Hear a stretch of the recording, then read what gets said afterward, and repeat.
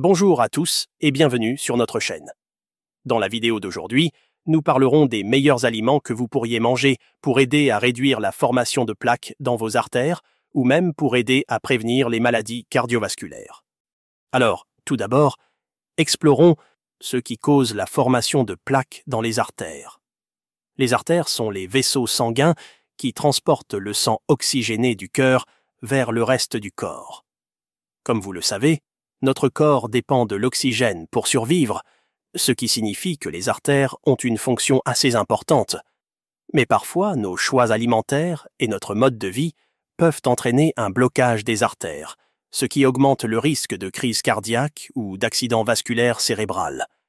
On parle alors d'athérosclérose, un terme qui passe souvent inaperçu jusqu'à ce que des symptômes tels que des douleurs thoraciques commencent à se manifester. L'athérosclérose est l'épaississement ou le durcissement des artères. Elle est causée par l'accumulation de plaques sur la paroi intérieure d'une artère. Alors, voyons d'abord ce qui cause la plaque dans les artères.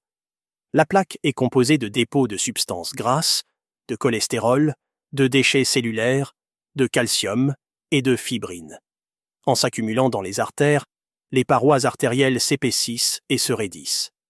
Les signes et symptômes de l'athérosclérose peuvent se développer progressivement et peuvent être peu nombreux, car la plaque s'accumule progressivement dans l'artère. Les symptômes peuvent également varier en fonction de l'artère touchée. Cependant, lorsqu'une artère majeure est bloquée, les signes et symptômes peuvent être sévères, comme ceux qui surviennent lors d'une crise cardiaque, d'un accident vasculaire cérébral ou d'un caillot sanguin. Alors, quelle est la cause de l'accumulation de la plaque sur la paroi intérieure de l'artère? Eh bien, l'oxydation, l'inflammation et les dommages causés par un excès de sucre dans l'alimentation en sont les principaux responsables. Un élément important à prendre en compte est un taux élevé de cholestérol LDL. Lorsque vous voyez ce LDL, un type très spécifique, de petite taille et dense, il est généralement corrélé à un régime alimentaire riche en sucre et en glucides. Donc, le LDL est une protéine qui transporte le cholestérol. Le cholestérol n'existe pas dans les artères comme une substance flottante librement. Il est toujours dans une sorte de navette, mais le cholestérol vient sous forme de pansement avec le calcium. Et ensuite, vous allez obtenir un tissu fibreux comme un ciment protéique qui se mélange avec le calcium et le cholestérol comme un pansement. Donc, compte tenu de ces informations, parlons des meilleurs aliments que vous pourriez manger pour aider à réduire la formation de plaques dans vos artères ou même pour aider à prévenir les maladies cardiovasculaires. Explorons quelques points clés sur la façon de prévenir, ralentir, voire inverser l'accumulation de plaques artérielles. Tout d'abord, mettons en lumière la vitamine K2. La vitamine K est un nutriment essentiel liposoluble. Elle se présente sous deux formes. La vitamine K1, la vitamine K2. Dans cette vidéo, nous ne parlons que de la vitamine K2, il est donc important de garder cela à l'esprit. Pourquoi avez-vous besoin de vitamine K2? La vitamine K2 peut réduire le risque de dommages cardiovasculaires et améliorer la santé globale du cœur.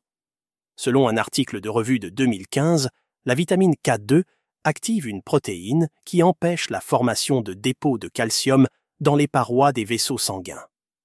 L'auteur a cité des résultats suggérant qu'un régime riche en vitamine K2 naturelle pourrait diminuer le risque de maladies coronariennes. Des études montrent qu'une diminution du risque de mourir de maladies cardiaques de 9% est associée à chaque 10 microgrammes de vitamine K2 consommés par jour.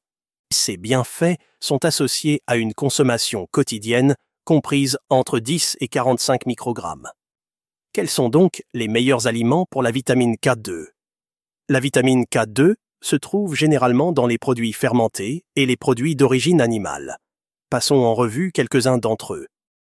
Les fromages. Les fromages sont l'une des meilleures sources de vitamine K2, ainsi que de nutriments tels que le calcium, la vitamine A et les protéines. La teneur en vitamine K2 varie en fonction du fromage et augmente avec l'âge pour tous les types. Voici quelques fromages courants qui sont riches en vitamine K2 pour une portion de 50 grammes. Le Munster, 50 microgrammes de vitamine K2. Le Camembert, 34 microgrammes. L'Edam et le Gouda, environ 32 microgrammes, et le cheddar, 12 microgrammes. Ensuite, nous avons le foie de bœuf. Le foie de bœuf est l'un des produits de viande les plus nutritifs que vous puissiez manger, contenant votre apport quotidien en nutriments tels que la vitamine A, la riboflavine, l'acide folique et le cuivre. Une portion de 100 grammes contient également plus de 11 microgrammes de vitamine K2, ce qui en fait la meilleure source de vitamines à base de viande. Il est important de noter qu'en général, il n'est pas recommandé de consommer plus de 100 grammes de foie de bœuf par semaine en raison de sa teneur très élevée en vitamine A. Le poulet. Si vous n'êtes pas fan des abats comme le foie, tournez-vous vers le poulet pour votre vitamine K2. Avec 10 microgrammes par portion de 100 grammes, le poulet a 5 à 10 fois la teneur en vitamine K2 du bœuf ou du porc. Ensuite, la choucroute. La choucroute est du chou fermenté avec une saveur aigre distinctive. Ce processus de fermentation offre de nombreux avantages pour la santé, comme favoriser une bonne santé intestinale et renforcer l'immunité. Avec 3 microgrammes par demi-tasse, la choucroute est également une excellente source de vitamine K2. Le jaune d'œuf. Un jaune d'œuf peut contenir entre 67 et 180 microgrammes de vitamine K2. Le natto. Le natto est un plat japonais à base de soja fermenté. Il est riche en nombreux nutriments qui favorisent une bonne santé intestinale et est la source la plus riche de vitamine K2 disponible. Une cuillère à soupe de natto contient 150 microgrammes de vitamine K2, soit environ le double de l'apport recommandé. L'anguille. Bien que la plupart des sources de vitamine K2 proviennent d'origine animale, l'anguille offre une alternative en tant que poisson. Il y a 63 microgrammes dans une portion de 100 grammes d'anguille, ce qui répond à votre niveau recommandé pour la journée. Maintenant, il y a un autre facteur important à mentionner en ce qui concerne la santé des artères, et c'est les biofilms. Les biofilms sont une colonie de microbes qui ont construit ces petits igloos ou coquilles de calcium pour se protéger, afin de passer sous le radar. Donc, lorsque vous voyez de la plaque de calcium dans les artères, sous cette plaque, il pourrait y avoir une communauté microbienne et les biofilms ont tendance à s'accumuler sur les bords rugueux. Plusieurs études ont établi un lien entre les bactéries parodontales, les bactéries dans votre bouche et leur présence dans la plaque artérielle. C'est intriguant parce que les bactéries parodontales sont généralement pathogènes. Cela soulève la question: que font ces bactéries de la bouche dans le cœur? Il est important de noter que la bouche héberge plus de 700 espèces différentes, y compris différents types de bactéries. Le même mécanisme qui permet aux bactéries de passer des intestins dans la circulation sanguine, connu sous le nom de translocation bactérienne, facilite leur mouvement des gencives dans la circulation sanguine. Des saignements des gencives peuvent créer des voies pour que les microbes pénètrent dans la circulation sanguine à travers de petites ouvertures. Par conséquent, la consommation d'aliments riches en vitamine C est cruciale. De tels aliments peuvent aider à renforcer le système immunitaire et à promouvoir la santé des gencives, réduisant ainsi le risque de translocation bactérienne et de complications potentielles. La vitamine C, elle fonctionne comme un antioxydant dans votre corps. Une dose quotidienne recommandée de 90 mg par jour pour les hommes adultes et de 75 mg par jour pour les femmes adultes est fixée en fonction de l'apport en vitamine C. Alors, quels sont les aliments ayant la teneur en vitamine C la plus élevée? Commençons par les poivrons doux jaunes.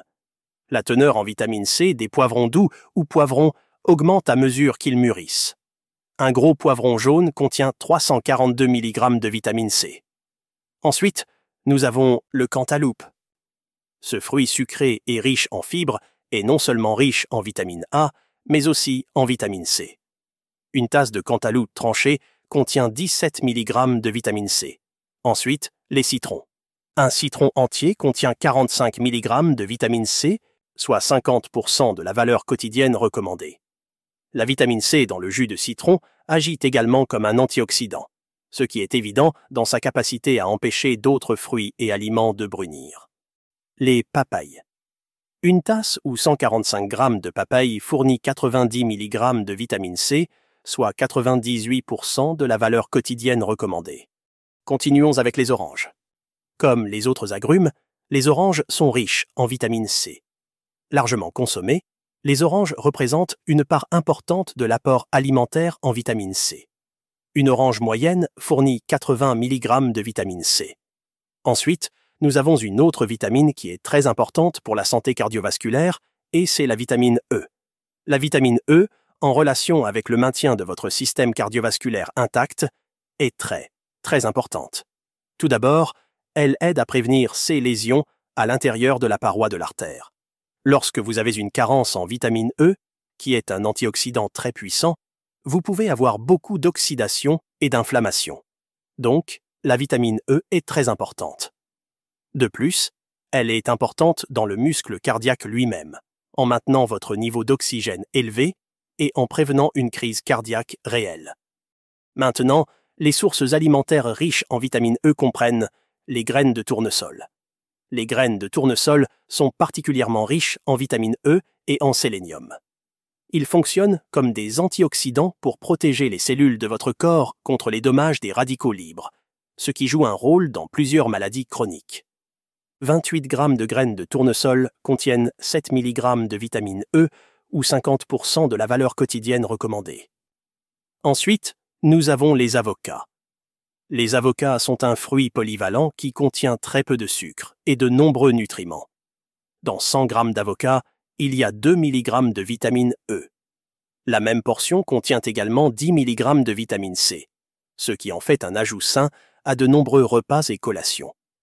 L'avocat contient également plus de potassium que les bananes. Continuons avec la courge musquée. La courge musquée est un légume savoureux courant dans de nombreux plats d'automne et d'hiver. Il y a 1,5 mg de vitamine E dans 100 g de courge musquée cuite au four. Et le dernier aliment est la truite. Une portion de 100 g de truite contient 2 mg de vitamine E. La truite est également riche en acides gras oméga 3 bénéfiques pour la santé. Et le dernier nutriment très important lorsqu'il s'agit d'améliorer la santé cardiovasculaire est les oméga 3. Les oméga 3 jouent un rôle crucial dans la promotion de la santé cardiovasculaire. En effet, ces acides gras polyinsaturés sont essentiels pour diverses fonctions, notamment la construction des cellules cérébrales et la régulation de nombreuses fonctions corporelles importantes. Ils sont particulièrement bénéfiques pour le cœur, offrant une protection contre les accidents vasculaires cérébraux et contribuant à maintenir un rythme cardiaque régulier. De plus, ils sont connus pour réduire les niveaux de triglycérides dans le sang, ralentir l'accumulation de plaques dans les artères et légèrement abaisser la pression artérielle. Selon les recommandations de l'Association américaine du cœur, intégrer au moins 2 portions de poissons riches en oméga 3 dans votre alimentation chaque semaine est une stratégie clé pour profiter de ces bienfaits. Les poissons gras tels que le saumon sauvage, la truite et les sardines sont particulièrement recommandés. Les sardines, en particulier, se distinguent par leur richesse en protéines, en oméga 3, en vitamine D, en fer et en calcium, en faisant un choix nutritionnel exceptionnel pour la santé cardiovasculaire. En incorporant régulièrement ces poissons dans votre régime alimentaire, vous pouvez contribuer de manière significative à améliorer votre santé cardiaque et vasculaire. Ceci conclut notre vidéo d'aujourd'hui. Nous vous remercions d'avoir visionné cette vidéo. À la prochaine et prenez soin de vous.